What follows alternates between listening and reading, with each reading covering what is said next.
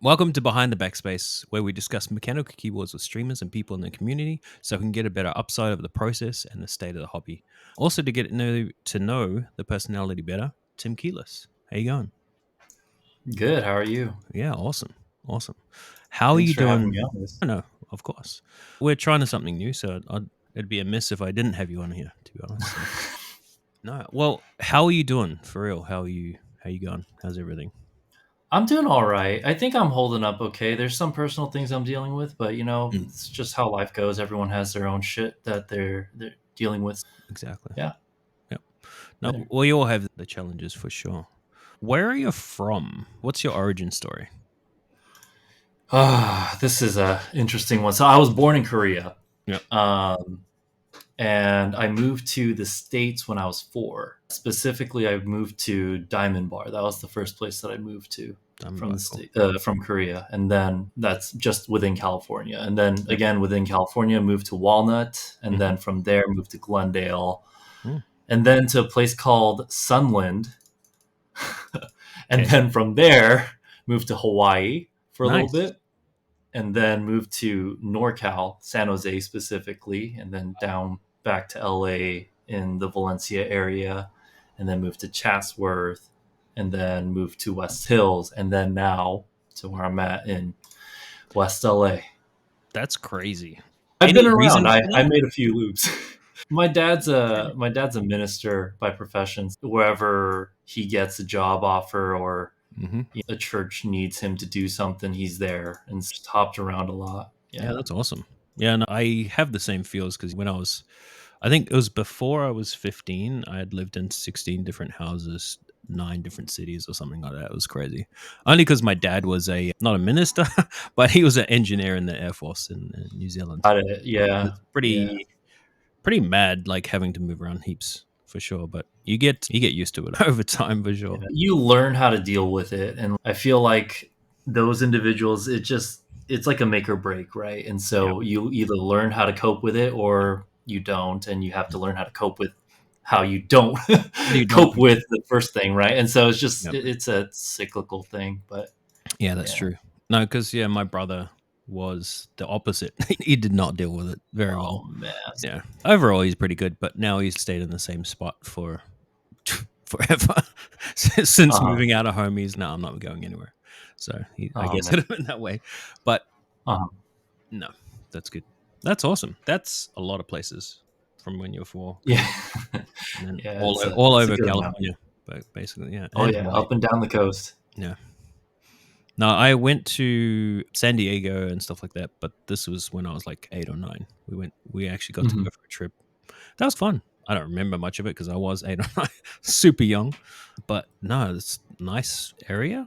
Like at the time, it Yeah, was a San nice area. Diego's very nice. Yeah, Yeah, even now it's pretty nice. The downtown areas I hear it's littered with a lot of homeless people, but mm. San Diego's a nice place to be. I've Yeah. heard that too. I've heard that too. Unfortunately. Well, speaking of life stuff, what is there anything you can speak on in your life that you didn't expect recently, or expected didn't expect recently? I guess like you're Yeah, saying why not? Let's your get house into it. your house leaking and stuff like that's pretty I unexpected. mean, yeah, sure. So like Mm, I rent because my wife and I we don't own the mm, house that we live in. And so right now we're just dealing with some like roof leaks, and yeah, that sucks. we're talking with the landlord and we're asking them like, hey, can you send some people? And the people they send are very incompetent. um, and so it was pretty ridiculous because the first time they sent someone over, they had two parties come over. They had a roofer and then they had a painter, but they had the painter come in first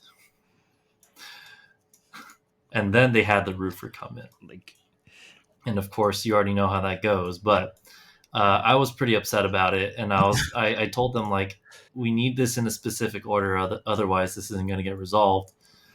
otherwise, you're just wasting money And for call outs for people. oh yeah, one hundred And percent. And so like, we're wasting everyone's time, and we love doing that here in California. Apparently, yeah, that is a very recent thing that I've been dealing with, but thankfully we're heading into spring, and so there isn't too much rain that happens during this time. Mhm. But Yeah, yeah, that's good. What's on your desk right now? What keyboard are you rocking? it's the Cycle 7. I Of just course. Everyone makes fun of me. Alex Alex always makes fun of me to no end, and he's always you're the biggest shill for the Cycle 7 and this and that, and I'm just like, dude, it's a good board. I don't know what to tell you. It's a great board for the cost as well. Like it works, Exactly. sounds great. Exactly. Everything I've And so seen. I'm just like, whatever, dude. Like, Mhm. you can make fun of me all you want, but you can't knock that it's a good board. That's Like, true. 100%. That's funny. Let me just click this button. Okay, cool. No, that's true. Like I'm rocking this guy, which is everyone mocks me for that, but like it's a GMK 67 from AliExpress, but I love the sound of it. I love the feel of it. Mhm. Gasket mounted. It's awesome. No, whatever floats your boat, like Mm. whatever you think sounds good, that's what you should go with. You shouldn't Yep. really like, yeah, I Also, don't I've know. got It's weird when people get, this. what It's is that? it's my tech deck board, so I can ride my Oh, tech deck. oh my God. Wait, that is incredible. Yeah. So That's incredible. I like that a lot. I cut the tech deck in half and then just hot glued it and stuff like that to make it fit because I didn't want a super wide tech deck on the side because Mhm. this is usually double the size, so it'd be like way massive. But so Uh-huh. Tester 68 with tech deck applied, and you chuck these on, and they're modular, so they mount on, and you can chuck the anything on you want. Chuck Oh more my stairs gosh, on, I love this. Wait, no, this is great. yeah.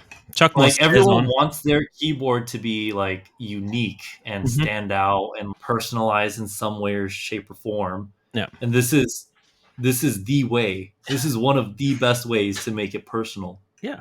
And see, like you can put the railing on, so you can skate down the railing and everything. So Oh my god. I love that. it's just the way that I mounted it. I just love it. It's so cool.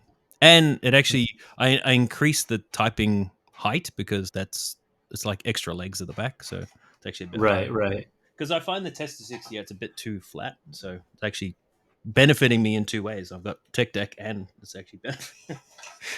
That's incredible. So that's the two keyboards that are on my desk. Are you a Wi-Fi keyboard enjoyer, or are you always cabled? I have no preference. Mm, Like, yeah, Wi-Fi has its perks and Bluetooth, whatever, just wireless keyboards, interfaces. It's great, but it's again, it comes down to preference. And for me, sound, feel, yeah, aesthetics, it's everything. I don't think it's something to like get hung up about though. yeah, Yeah, like keyboards sometimes will have wires coming out of it, but you know, it is what it is. It's peripheral, right? It's in out. But yeah, no, I don't have a preference. It's just whatever sounds, looks, and feels good. yep. Now I saw a couple of what were the Monsgeek options that are coming out recently, and they keep coming out with Monsgeek options, and I'm here for a bit because they're really good alu options for cheap, and Exactly. people are overlooking them just because it's Acco back. Well, who cares? It's a great aluminum board for super super cheap. It's this happens a lot where hobbyists, well, I don't know how often it happens now, but previous to Monsgeek there was Keychron. Mm, And Keychron, I was in on the first ever Kickstarter project, which is the K2. yeah, And that was back in what, 2021, yeah, somewhere around there. hmm, And it was either late 21 or early 22. And this is when I had no knowledge or anything about keyboards, and I was just an average Joe just going about life, yeah, uh, a better life without keyboards, right? Where I wasn't tainted by this when you disgusting hobby. when you didn't know anything Um, about this crazy hobby, yeah, that's for sure. Exactly. And then Keychron was a no-namer, and they came out, they did a lot of the right things, and all the wrong things that they did, they what's the word? They, I guess they fixed in the Yeah, next run of another K2. There they expanded the line of the K series, hmm, and then from there they came out with a new line, the Q line. And then yeah, from there they came out with another line, and then they expanded those, and it's just they did it right, right? yeah. They did a good job. And another, yeah, another example I can think of is not in the same, I guess, budget, but Mode. Yeah, yeah, When Mode first came out, they had the Mode 80, also known back in the day when they only had one keyboard out as the Foam 80, hmm, because it was reliant on the foam and all the sounds that everyone who purchased a Mode 80 would produce, it all sounded the same. All the Yeah. keyboards sounded the same because of the foam, right? Yeah. But since then, they've made changes, obviously, because now they're one of the biggest names in keyboards. Mm-hmm. And I'm gonna be real, I was one of those people. Like when I first saw the Mode 80 come out, I clowned on it. I made fun of it. I did an ICGB stream, and I was just like, dude, this isn't it. Aesthetics are cool, whatever, but there's nothing personal about the board. Yeah. And then I quickly ate my words after they made the revision to the Mode 80, and then they came out with the Mode 65, and then all the other ones that they have in their fleets. That's true. Yeah. Any other keyboards that are blowing your mind, or like really wanting to get into an IC, or like purchase from a group buy or anything like that? I'm gonna be real with you. I haven't looked at a group buy or an interest check in forever. And it's just the way the hobby goes at this point, where seasoned veterans have left the scene or left the hobby, Yeah. and other people are sticking around. Some people have 1 foot in, 1 foot out, and just like checking in. But everything that I know of that's running and that's current is from my chat. It's from Discords that I'm part of, and that's really all I know. Mhm. So my take would probably be very dated if I were to provide it. But Yeah. the boards that are currently, I guess, the boards that live rent free in my head, I would say the F18X. The plastic one, or the No, this is the original, the first run first ever, one, yeah. the one that Gian exploded the scene with, and he just like all over everybody in the hobby, right? Yeah, I don't know what it is about it, but Gian, this may be an unpopular opinion, but I don't think he's been able to top that ever, unfortunately. Yeah. And it shows within the board. It's an amazing board, but I don't know. Like it's a great board, right? It's fantastic. I have my own opinions about the F1, but yeah. Oh, I mean, I'm all ears. I don't know. From testing, I've tried a few. I haven't tried them for long periods of time, granted, but trying them in keyboard meets and stuff like that, it's not it. I'm not happy with it. It's way too heavy for one. Like for one, it's just enormously heavy, and then to like you try to type, and it's not like a plastic dead feeling, but like the keyboard feels dead when you're typing on it. I don't really like that because it's I want to say too dead. It's a builder diff. I want to say it's a builder diff, 100%.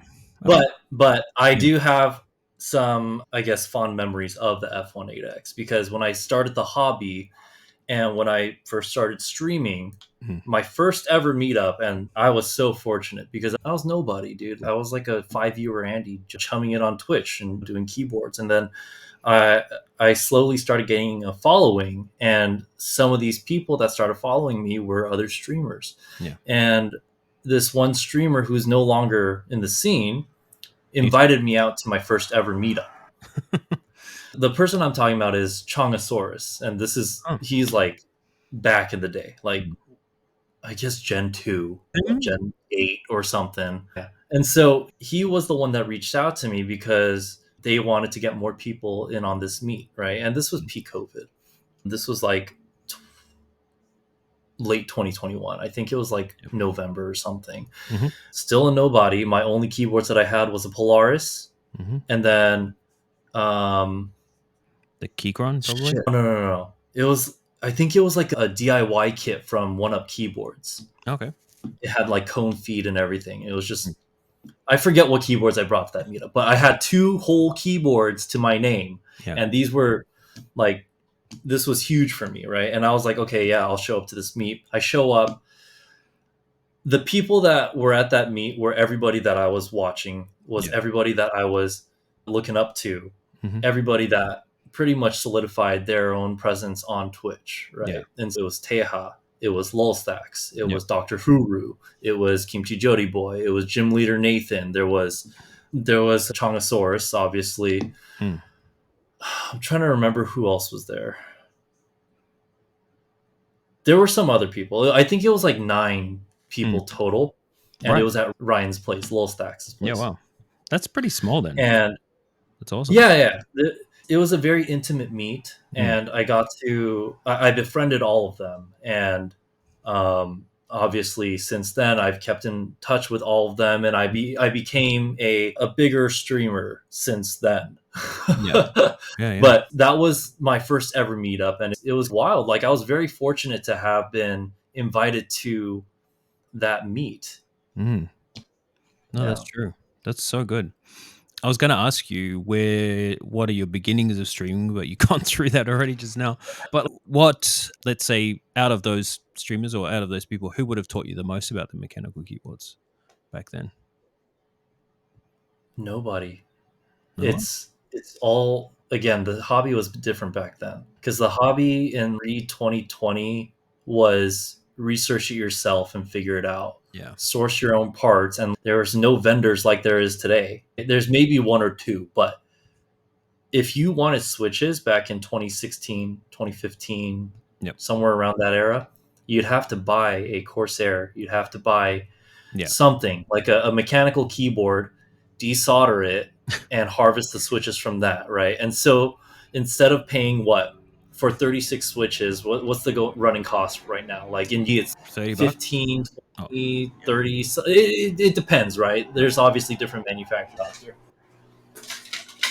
but the cost of switches now obviously is a lot smaller, because back then you'd have to buy yeah. a whole ass keyboard, right? And so it's $200 for a full size keyboard, and then Yeah. you get what 108 switches out of it. So it's Hmm. 200 divided by 108. You're flirting with almost $2 per switch, Yep. right? It's way too much. And yeah, but yeah, a lot of the research that I did was through trial and error. It was through experimentation. And I was fortunate to be at a workplace back then where my boss didn't really care what I did as long as I did my job, right? Mm. And so I would show up, I would have switches purchased, and then I would mess around with looping techniques. I would mess around with, oh, how can I change the sound of this switch? This was before film was even a thing.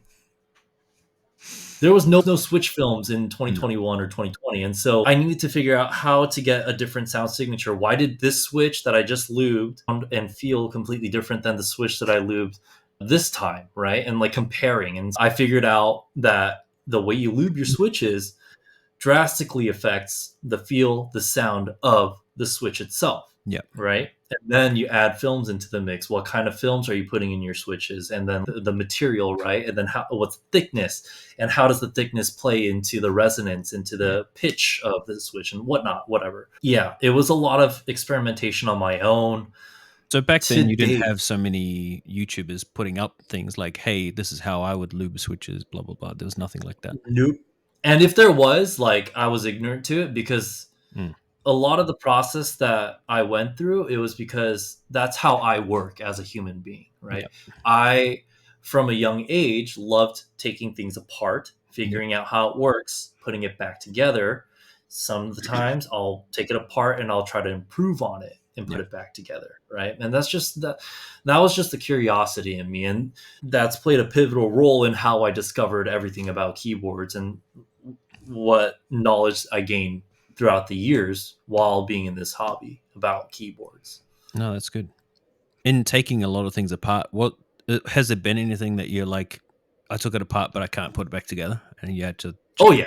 Oh yeah. Oh yeah. because I've There been was a there. ton, dude. I've been there too. Dude, like before I started my career in IT, I was in coffee, and I Mm. had a affinity towards tech, but I Mm. didn't really have any formal training or knowledge. Yeah. And so I looked up a couple YouTube videos and I learned, and then I'm taking apart my laptop for school Mhm. and I can't put it back together because I'm stupid, an absolute imbecile. Yeah. And so now I'm down a computer. My parents are pissed at me. This was like when I was 18, 19, and they're like, dude, we spent $900 on this computer. Why the fuck would you take it apart? Not verbatim, right? But Yeah. I'm pretty sure this is how they felt, right? Yeah. And from there, like, it was a learning experience. Okay, how do I take this apart and log everything and not fuck this up again, Yeah. right? And learn from that, right? And so with other things that I'm exposed to, I learned, oh yeah, like, this is how you take it apart, this is how you put it back together, this is failing, oh, this is the reason why. And it's all because I went through Mm. a lot of mistakes. A lot of And mistakes. so in the same fashion, in keyboards, I went through a lot of mistakes, Yeah. and I learned from them. Mm. No, that's true. That's true. That's awesome. What I mean, you touched on coffee and stuff, but what other sort of hobbies do you have or pastimes that are in the background? Like I know of coffee, I know of carpool karaoke, I know of your Yeah. music career is up in the air as well. Oh my gosh. Yeah. The hobbies that I am currently at this time Mm. invested in are coffee, music, keyboards. This is a recent one, manga collection. My wife got me into it. Yeah. And yeah, those are it. Past hobbies, like previous to this, I Mm. was really into climbing, Mm. bouldering Oh yeah, specifically. nice. Um, yeah, I don't know what it was about it. I just got so deep into it. Yeah. But So you yeah, still have the all climbing those. shoes and things like that. Or Yeah, I bag. had 3, 4 pairs at one point, and they all did different things, right? The ones for like what's called highball climbing, Mm. one's for free soloing, one's for projects, and then one's for climbing and all Yeah. that shit. You got one for climbing the fence when you want to get out of someone's yard, and yeah. Oh, definitely. I keep those on me all the time. Back to your keyboards though. Do you have any keyboards that you want to show us right now? Somewhere in my Pelican right now. I guess here's one that I built recently that Mm. I was very shocked by because the first few iterations of this I was not a fan of. Yep. And it's run by one of my friends, Key Spencery, and one of my sponsors. Yep. But the first few iterations I really had some issues with, and I didn't like the screw placements on the board itself because it affected the tightness in specific areas on the plate, Hmm. therefore affecting the sound of different switches, leading to inconsistent feel, inconsistent sound. Yeah. Apart from that, it was just very lackluster in the past few runs. This run, however, was by far the best one. If I was in a good financial standpoint, I would have bought one, but Yep. I'm not. This is the board. This is the Fuji 75 Yep. round 3.1. This is the international Yep. version, but Fuji 75 is a nice keyboard as well. I have tried that yeah, one yeah. to meet, and yeah, I really like that. So This is round 3.1. So if you notice, the screw placements are mm, symmetrical with each other, right? In the yep. past, what they did was they had 4 on the bottom, 4 on the top, Mm, but the ones on the bottom were more staggered. asymmetrical. Yeah.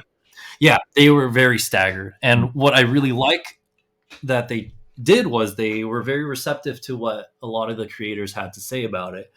hmm. Um, and I don't know if it's because I shook the cage a little harder than some others, because I tend to have a very loud mouth when it comes to my opinions, because I Yep. feel, I don't know, I guess a sense of entitlement, maybe. Anyway, I mean, um, you get there because you've been in the keyboard scene for a while, and you are quite, I guess, influential against most other people, which is good. yeah, I have a little bit of pull. I don't have a lot, but Mm, he was a friend of mine and he listened to me. yeah. I told him, hey, you need to expand the space underneath the PCB so that there's more resonance. It just sounds flat in the round 2. The Mm, screw placements really bother me, dude. Can we do yeah. something to move it over and make it feel really good? They took all the feedback from not only myself, but a lot of other people and came Yeah. out with this. And it's just That's awesome. fantastic. Yeah. It is It's a great keyboard. cherry, bro. It is Yeah. great. Yeah, I typed on it for a solid month, Mm, and the thought never crossed my mind to change my keyboard yeah. because I was enjoying it so much Until the Cycle 7.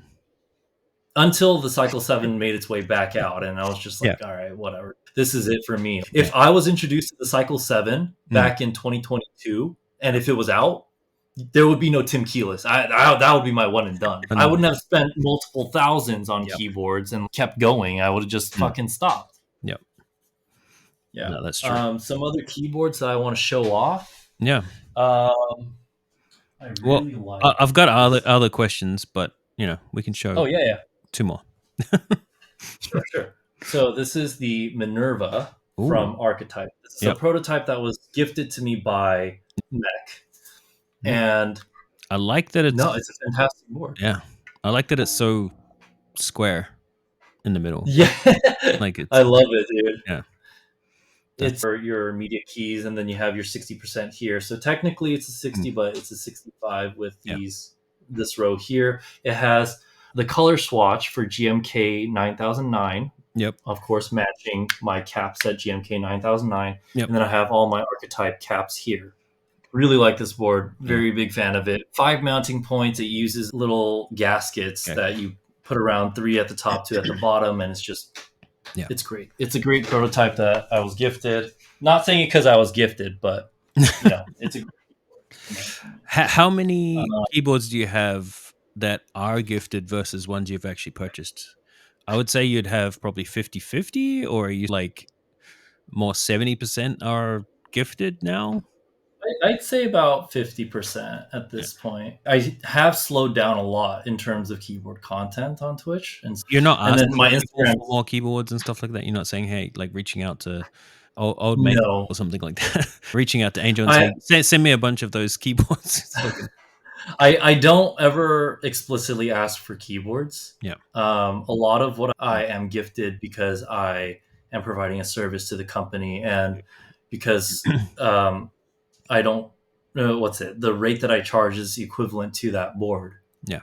and so I don't see a need to buy boards anymore.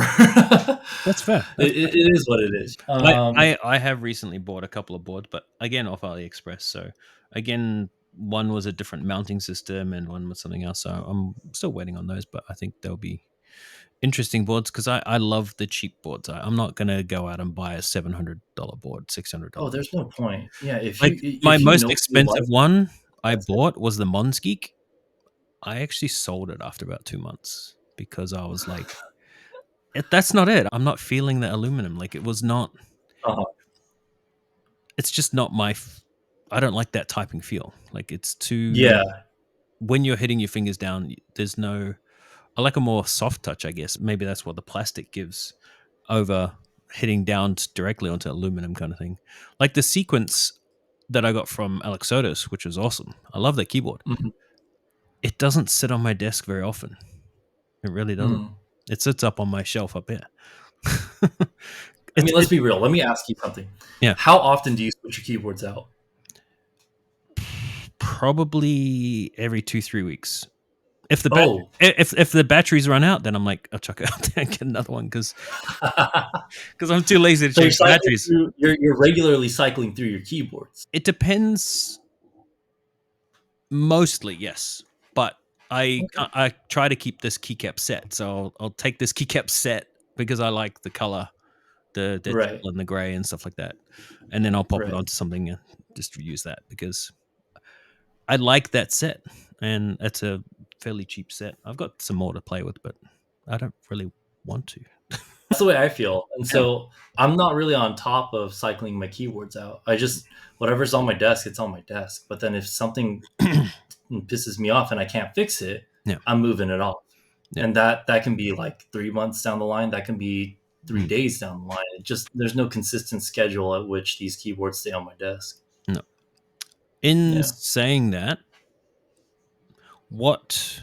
Okay, I'll try and go through these questions a bit quick, but because we've glazed through a couple of questions that I already had here, what do you think the majority of people get wrong with mechanical keyboards? And that's obviously just listening to bad advice, basically. Yeah. I wanted to touch over Keeblife and the meetups and stuff like that. Are you heading to the Keeblife meetup? Because you didn't head last time, did you? Last year. What do you mean? I was there both years. Yeah. Okay. No, I thought. Oh, you are. I was the founder of Keeblife, and then I Hmm. handed the reins over to Frank prior to the first meetup, and Yeah. that was actually Frank's Hmm. baby. That was his idea. Well, But okay, yeah, give me some of the lore of Keeblife because I haven't been around for that long, so I don't know the lore of Keeblife and how that all came to come about. But the only thing I know is like Frank has been running it for, or Frank has been, I guess maybe the head person for it for quite a while, and there's been yeah. a lot of people in and out of it. But what's the sort of where did it start with you? So for me, I was in too many discords, way too many fucking discords, and it was just out of hand Mm. because people needed Nitro in order to Yeah. join all the servers for all the streamers that they support, and like things would be happening in other servers and this Mm. and that, blah blah blah.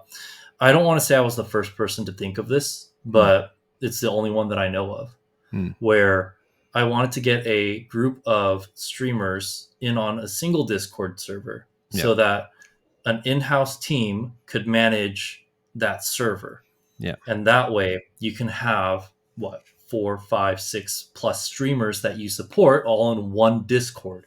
You Yeah. can subscribe to all their notifications individually. You can participate in all of their chats and this and that, right?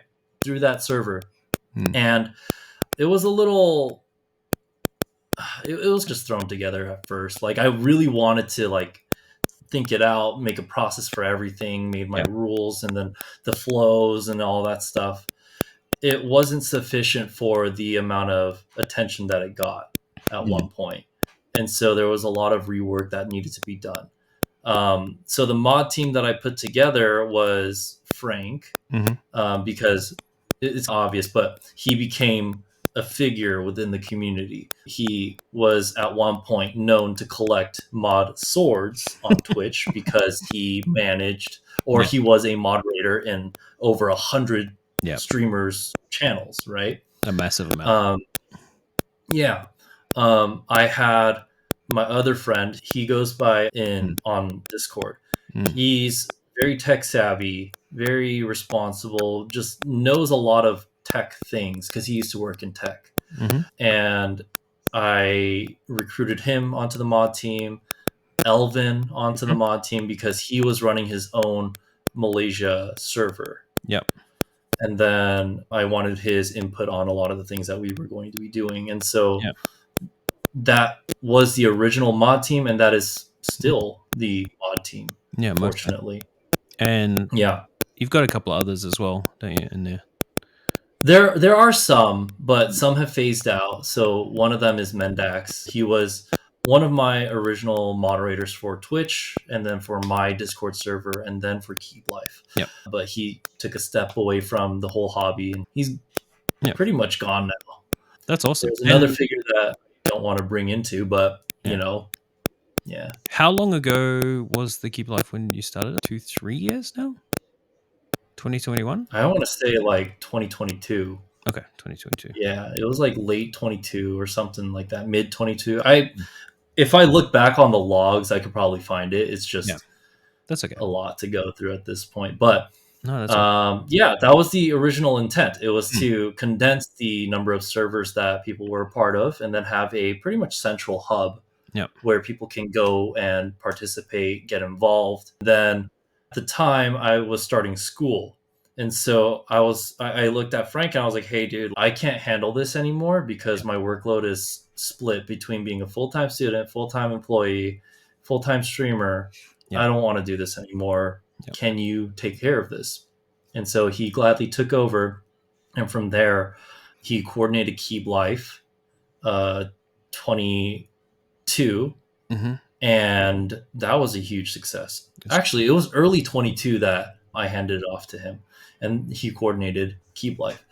And then from there, Keeblife evolved. It changed. A lot of the processes that I put in place initially, they grown to a more robust system. There's a process for a lot of things at this point. And we've had people come in, come out on good terms and some on bad, but we're not going to talk about that. Was Keeblife always the name? That was your name from start, or did you have something else?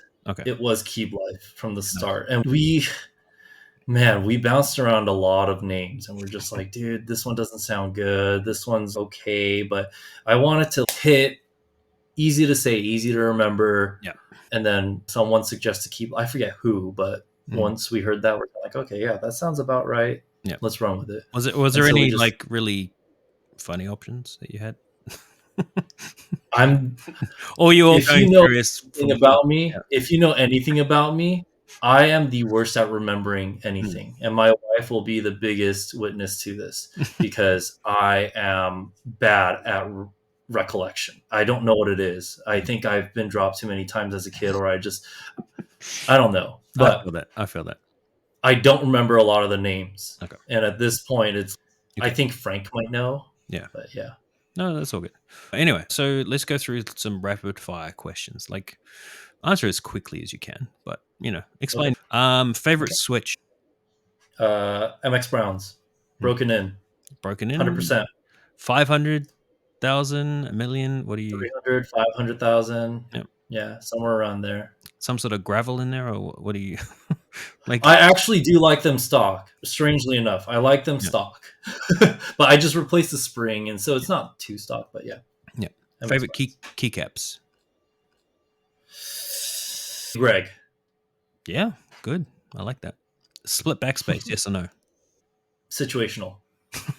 That's what everyone I says. get it. I Yes. mean, okay, I get it. 60%, it's Mm. symmetrical, right? Yeah. You have one use all across the top row. 65s, it gets a pass Yeah. ish.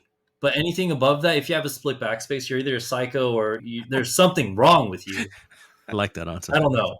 65, Space bars then. 6.25, 7U split. What's your 7. 7? 7U. Situational, though. Situational.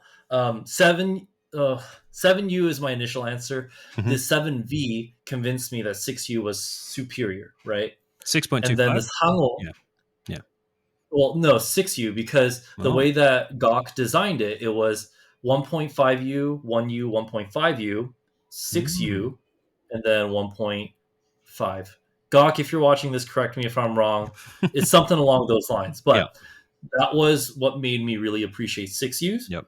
And then 625s, if I want a higher pitch tone, yes, I'll go with it. But Yep. the keyboard that really solidified that for me was Hangul 65, Mm-hmm. and because I built it with the 6.25U Yep. spacebar. Yeah. Best sounding keyboard overall. Best sounding Kohaku. Kohaku. Ooh, interesting. I haven't had a Kohaku yet. And if you were a keyboard shortcut, what would you be? And Wow, that's great. escape. I'll take your first answer. Yeah. And that's great. I asked my missus that earlier on, and she said Control Z. I was like, Good one. that's interesting. I fuck up a lot, so Control Z is very much close to me. Yeah. Yeah, yeah. She's a teacher, so she just goes back to the kids and Control Z because they always making mistakes. Do you have any questions for me? Like anything that you want to ask Mr. Beige? What got you started in streaming or content creation? I What or who? Okay, so one of two things. So there was a fellow that really solidified it for me. His name's Darksider. He probably won't watch this, but I do reach out to him every now and again because he's a really good content creator and or had been a really good content creator before he got a job that was paying him over many dollars. So he didn't really need to do the content Does creation that? anymore. Yeah, that's the way it But goes. yeah, he was a quite a big Battlefield 3 streamer, Battlefield 4 streamer, Battlefield in general. So I really got into that because of him, as well as another guy. These are very small streamers, but I still rate them. Flumu is another one. He's a content Flumu. He's from New Zealand. He's a very small streamer. He's been more. He's taken a job and got a lot more money out of doing that. So rather than doing full time full time content creation, because he was doing a lot of Daisy and stuff like that. But it was just a Mhm. matter of I've got all the gear. If they can do it, why can't I? Kind of thing. That was basically it.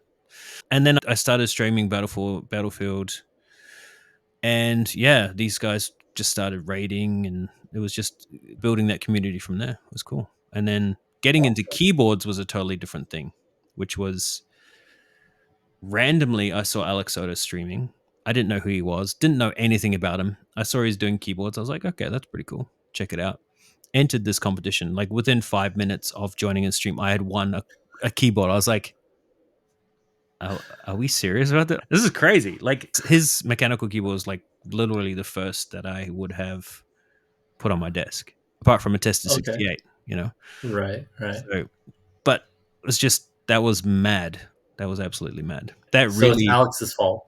Alex's fault for getting me really into keyboards. Yeah, I would say so. Yeah. Fuck you, Alex.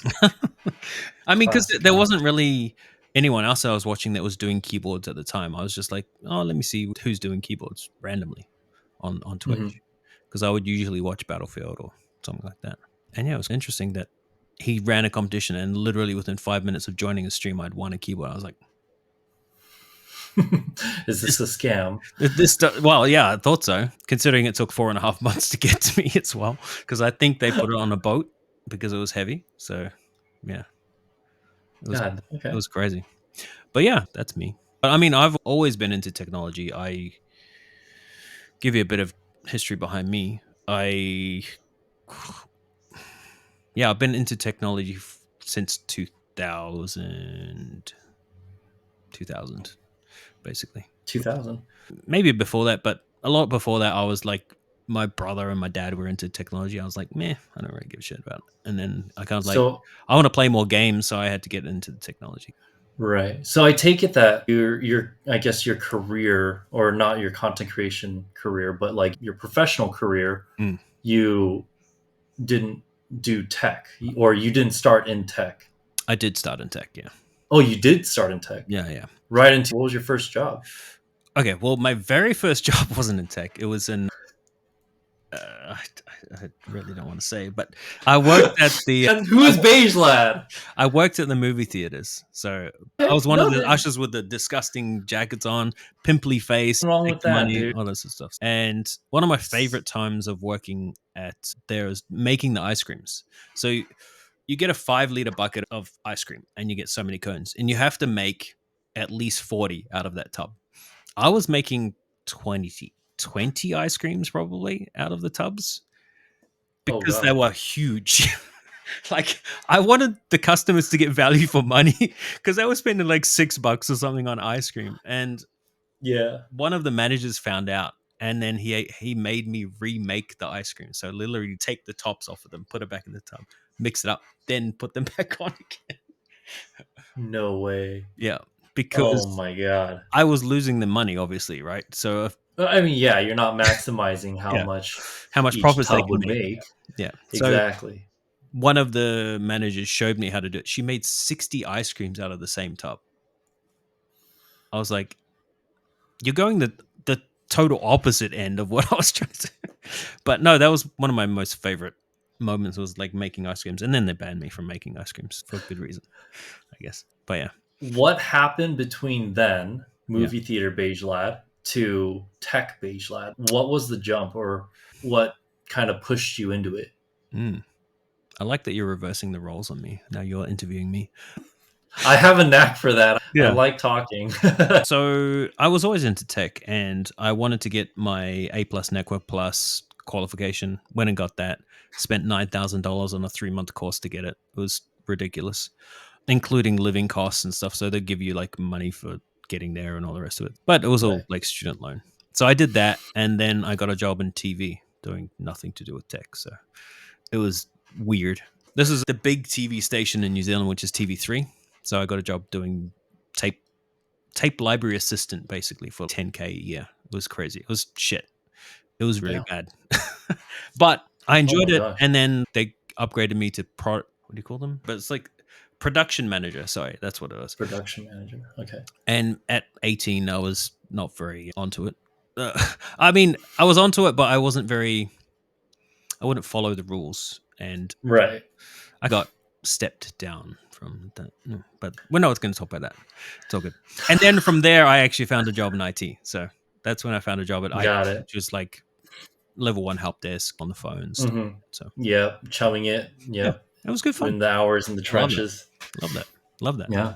And I did that for many years until started my own business over here. And yeah, Wow. yeah. So I did my own computer That's shop crazy. for 5, 6 years over here in Brisbane until COVID hit, and I didn't really have any contingencies for any sort of a mass, let's say, exodus event at the time. So my computer shop went south, unfortunately. So Yeah. mm, That's just how it yeah. That was. sucks to hear. I But yeah. How are you supposed to know to have massive contingencies for that sort of a thing to pop up? I mean, it's Yeah, yeah, it's a wild card for sure. I'm pretty sure 99% of the world didn't expect the no, world to shut down. no. But So we're not going to talk about that. yeah. That's political, blah blah blah. Anyway, but I mean, now I'm getting back into that same sort of thing again. I'm doing computer repairs. I actually do ice cream delivery driver as well. So yeah, Okay. bit of everything. That's cool. Yeah. Yeah. Yeah. Jack of all trades, master of none. Well, Mm. master of computers, Yeah. master of Master of a few ice things, cream. but not really a lot. I like that ice cream is a common theme in your life, though. It's just it came back. Oh, I didn't even think about that. That's true. It did come Yeah, back. I mean, yeah, it started at the movie theater, and it's coming back, dude. I like that. I like that. Tell me just quickly, because I know you got to go, but Yeah. what about, I mean, we touched on your music career. What's going on there? Do you have anything in the works? Are you in a So band or? yeah, I am in a band. I've been playing drums for 19 years now. Yeah, nice. I started when I was 11, Mm. and I took 6 months of formal lessons when I was 15 by a church member. Wait, you've got, would you say 12 years? I started at when I was 11, Yeah. And then you've played for, 19 years. oh, 19. Okay. So my bad. I'm 30 right now. 30. Yeah, yeah, yeah. That's what I was trying to get at. I was like, So yeah, I started at 11, yeah, and then I took formal lessons in high school for awesome. 6 months, and then from there I stopped taking lessons, and then I formed, or not I formed, but my friends and I formed our first band Mm. called Black Tees and Khakis. Oh, there you go. It was an indie band. Right, right. So Yeah, it's not all written. of half of a song Mm. in my garage, and that was it. That was the end of Black Tees and Khakis. We had a bassist, an electric guitarist and vocalist, and then myself as the drummer, and then we had a second vocalist. That was it, Is that right? because what you were wearing at the time? Yeah, Black Tees and Khakis. That was your thing. And so, like, it wasn't like a regular thing. It was just I happened to be wearing that on that day. And then I think two of us were wearing like khaki colored pants. I think they were jeans or something. But yeah, Mm. anyway, that was the first band I became a part of. And then it quickly disbanded. After that, it was the same lead vocalist and his brother, who was the same backup vocalist or second vocalist. And we became a trio called the Ree Brothers. Okay. And we went out to a couple competitions. My friend John, who was the lead singer, Mm. won a cover contest held by one of like an original YouTuber back in the day. And there was like a group of YouTubers that people watched back in the day in terms of musicians, and she was one of them. Her name is Claire C, but he won her cover contest. Awesome. And because of that, we opened for two of their shows, or we ended up opening for two of their shows as the Ree Brothers, and I was playing the cajon with the shaker. My friend was on the acoustic, on vocals, and then my other friend was on vocals again. Yeah, nice. But yeah, that was our trio, which quickly expanded into 5 members, and we thus formed a band called Bottle Gods. Mm. And that was the band where I got a taste of what it felt like to be a musician, but not necessarily. We did a lot of tracking and a lot of sessions where we would make a makeshift studio. We would have to treat the room, the mics, the instruments, and figure out like, oh, okay, if we mix like this or if we record like this, we can get all this, and like figuring out all that. And then for me, it was very challenging because it made me perform the songs in a different way than I was typically used to, right? I had to be dead on beat. I had to be a fucking metronome and no fills, no thrills, right? Yeah. Fills are for thrills, pocket pays the bills. That's what every drummer knows, right? Yep. If you are a clinician, if you are any type of studio drummer, that is the saying that you live by. Fills are for thrills, pocket pays the bills. You always stay in the pocket, you play what's necessary, and that's it. That's where I learned all of that. From there, we did a couple of shows, we won a couple contests, and then the band disbanded because our lead singer moved to Korea. He works as a producer or music producer now. And he's also working on his own side projects there as a solo musician. Yeah. And then the rest of us went with our plan Bs. From there, I joined the current band that I'm in, which the story of how I met them is also very interesting in itself. But I don't know if you want to get into that. Up to you. I mean, okay, sure. So the story of how I met my current band was I befriended the streamer on Twitch called Mr. Keem. and he and I hit it off. He was a 5 viewer Andy, and he ran across my stream somehow, and got I got to talking with him and familiarizing myself with him and befriended him. And I supported his channel. A lot of the people within the keyboard hobby supported him too. And so at the time he was doing co-working streams. Yeah. And then he made a pivot to IRL content. Fast forward a couple months, this boy's popping off. He has 10K followers on Twitch, and he's doing IRL streams. He is a variety streamer at the end of the day. But he started popping off, and I would see him with 1,000 viewers. I would see him he would consistently be holding 500 plus viewers. And I'm like, what the hell is he doing? Like one day I randomly looked on Twitch and he's holding 300 and he's just walking around New York. And I'm just like, wow, he is doing really well for himself. Anyway, he made a visit to LA one day, and he wanted to kind of show his gratitude to the keyboard hobby, because the keyboard hobby viewers, or the Twitch viewers in the keyboard side, supported him a lot. And so he holds that very close to his heart. And so he hit me up. He was like, hey, I want to do some kind of event or like a stream where it's centric around keyboards. And I was like, okay, cool. What did you have in mind? So he said, oh, I want to have a couple IRL streamers try to build keyboards, and we'll gamify a few elements and this and that. But the overarching theme is keyboards, right? So I was like, all right, cool. Let's get this going. The people that he invited there's this girl, her name's Hola. She doesn't stream anymore, but she's like a singing streamer. Another person, his name is Cook Sucks. He's still streaming. He's popping off. Recently got married. Congrats to my boy. And then another streamer, I would say more YouTuber, but his name is Charming Joe. And he's like top 5 in Korea. He has 1 million YouTube subscribers, and he's just big shot, right? Musician. He plays an instrument called the iwi, which is an electric wind instrument. It's like it's like an electric clarinet. It looks like it, but then it hosts a horde of different sound profiles that you can cycle through, right? Yeah, of course. Anyway, pretty cool. Got to meet Charming Joe, and I was his chauffeur while he was here visiting from Korea. Yeah. And one day I was giving him a ride back from a meeting that he had with a company. And he was like, I asked him, I was like, hey, so what are you doing for the rest of the time while you're here? He was like, well, I'm trying to have this music stream and I need a drummer. And I was like, bro, I play drums. And he's like, oh, what? Yeah. No way. Okay, yeah, we have everything. And so it was a mess how he got everything together. But it ended up becoming this beautiful stream where we rented out a studio at this guy's place. And he was there. Joe was there. There was a bunch of people that made an appearance there. And I was drumming for most of the time. And the guy who we rented the studio from, his name is Zach. He really liked how I played drums. And so he approached me. He's like, hey, dude, like, you're a really solid drummer.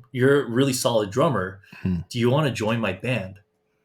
And so I was like, yeah, dude, I'm not in a band right now, so why not? So I go to the first meet and we're hanging out. They're just getting a feel for me and seeing if they can bear more than 2 hours with me, right? Yeah. And so they get to talking with me and they're like, yeah, we need a bassist because we have 2 electric guitarists, we have a pianist, and then we have a drummer now. We need a bassist. I was like, oh, well, I could hit up my friend who from Bottle Gods and see if he'd be interested. And so I hit up my friend Joe, and Joe is one of my favorite people of all time. He's an interesting character, and like in the best way possible. I love him. He's very multi-talented, very smart, but yeah, he agreed to jump on. And so we're a 5-man group. We're called Digital Soul, and we're still a band. But yeah, we have a few tracks out, and Digital Soul, like as in Korea? Digital, like soul? No, just soul, like okay. The soul, right? Yeah. But yeah, that's the band name, Digital Soul. And we have some things in the pipeline, and we're talking with some people. And it's interesting because the potential that we have with the members and the people involved outside of the members, I feel like it can be taken pretty far. But yeah, anyway. That's awesome. That's the project that I'm a part of right now. So that's a lot of different bands that have come together to make this one, very robust entity. Yeah.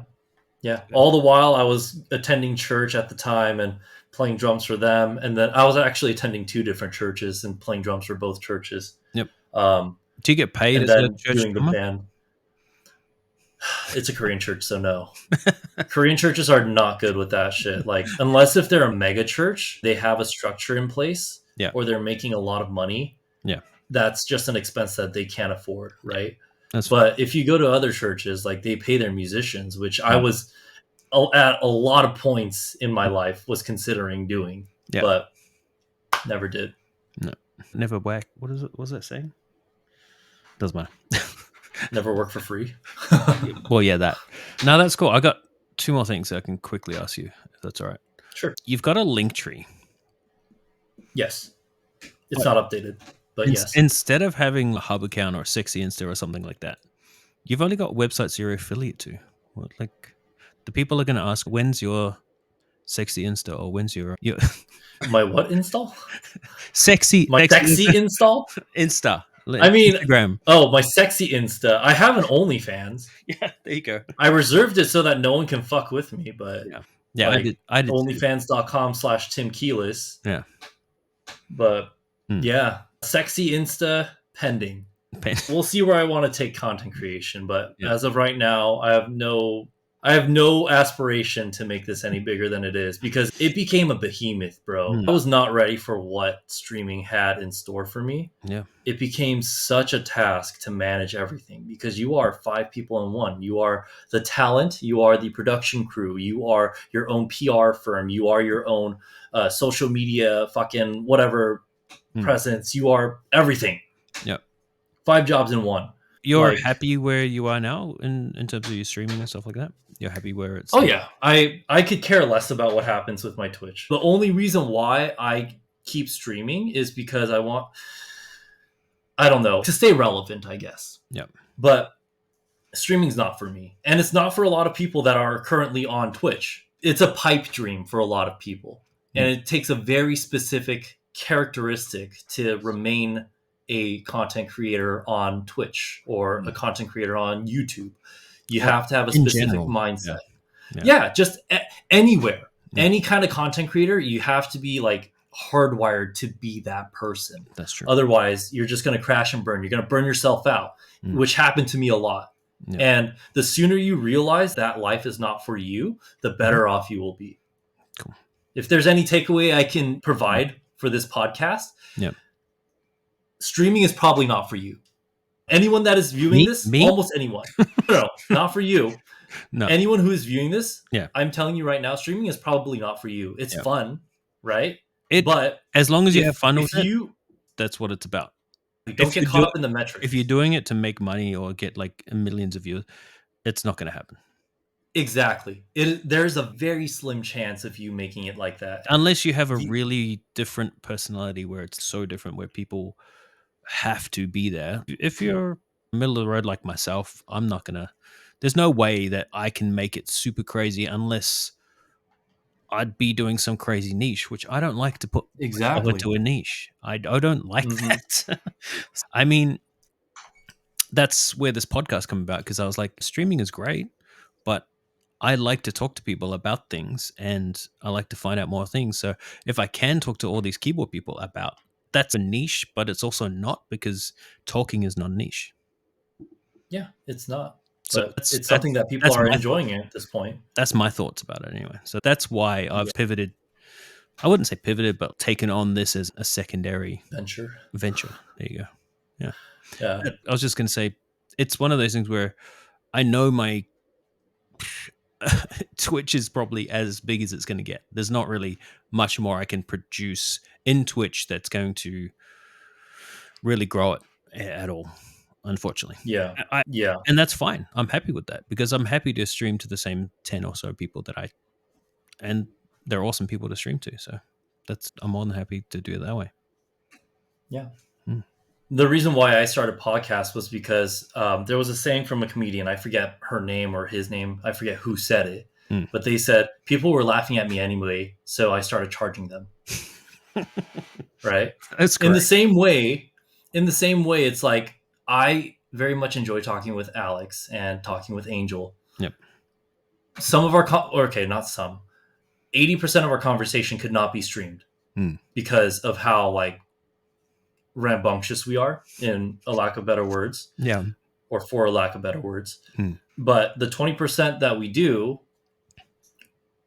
we felt like it would be a great thing to do. Yeah. Right. And Alex pitched the idea first. He always messed with me when he first brought it up. And it was like 2023 or 2022. He was like, hey, dude, we should do a podcast. And like every few months, he just bothered me with that. Oh, yeah, like, we'll see what happens. And then eventually he asked me one time and I was like, you know what? Fuck it. Let's do it. He's like, oh, really? I was like, yeah, let's fucking do it. Let's get shit lined up and let's do it.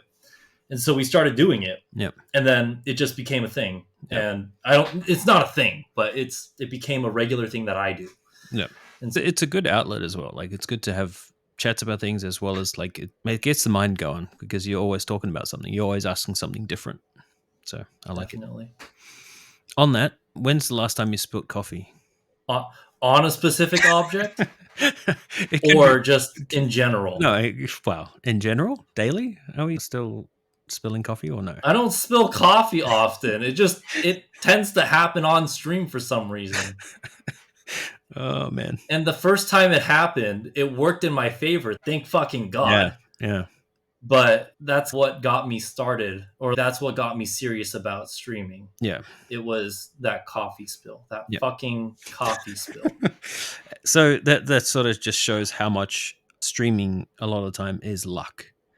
Being in the right place, right time, having a really ridiculous thing happen, like spilling coffee on your keyboard, or you can't fake that sort of thing. Yeah. We go back to that same takeaway of not everyone can be a massive streamer, and it doesn't always work. Yeah. You may get lucky. But you have to continue to get lucky in order to make it a consistent thing. That's it. And creating that luck is obscenely difficult. Yeah. I was speaking to Jack Piketty just before, and he got lucky when that streamer, Random Frank P, I think, or YouTuber. Oh, wow. He picked up one of his items. It was an under $50 challenge. Yeah. It was the one that you put on your desk or on your monitor. Yeah. The little macro pad. So he was saying most of his profits due to that luck that he picked up his macro pad at the time, and then all of a sudden he got 900 plus orders after that video came out. So he was like for a whole month packing orders because of that one video, and that's made him a lot of profit. It wasn't a like crazy profit, but at $50 he was looking at pricing it maybe 65, but then he's now let me do it 50, and then all of a sudden Random Frank P picked up, which is just that's insane. That's insane luck. Yeah, it's like a lot of things in life. You just got to be at the right place at the right time. That's it. Or wrong place at the right time. Very interesting. But yeah, that's us. Thanks very much for joining me. Yeah, thank you for having me. I had a very good time, very enjoyable time here. Well, it's been very informative. Last question: can I get into Keeblife, or like when's that gonna happen? You want to get into Keeblife? Let me run it by the admins. Because I'm Australian. Yeah, I get it. I mean, you guys are upside down, so that's already one thing wrong with you guys. So that's fair. Because we're a land of conflict. Low hanging fruit. Yeah. Land of convicts. Sick.